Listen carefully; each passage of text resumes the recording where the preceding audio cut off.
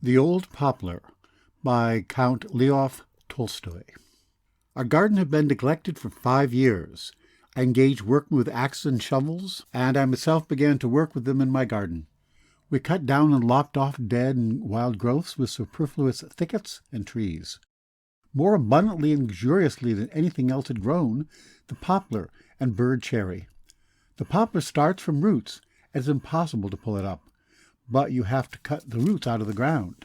Behind the pond stood a monstrous poplar, 2 spans in circumference. On all sides of it was a field, and this field was overgrown with young poplar shoots. I ordered the men to cut them down. I wanted to make the place more cheerful, but above all I wanted to make it easier for the old poplar, because I thought that all the young trees came from it and robbed it of sap.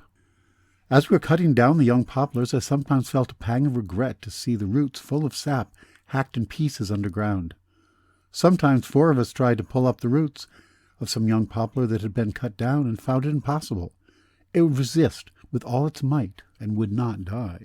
I said to myself, evidently it ought to live, if it clings so stoutly to life. But it was essential to cut them down, and I persisted in having them destroyed. But afterwards, when it was too late, I learned that I ought not to have destroyed them.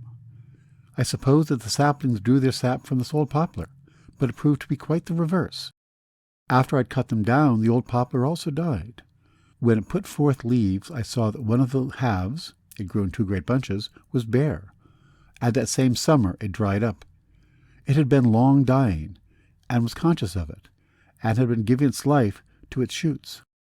That was the reason that they had grown so rapidly, and I, who had wished to help it, had killed all its children.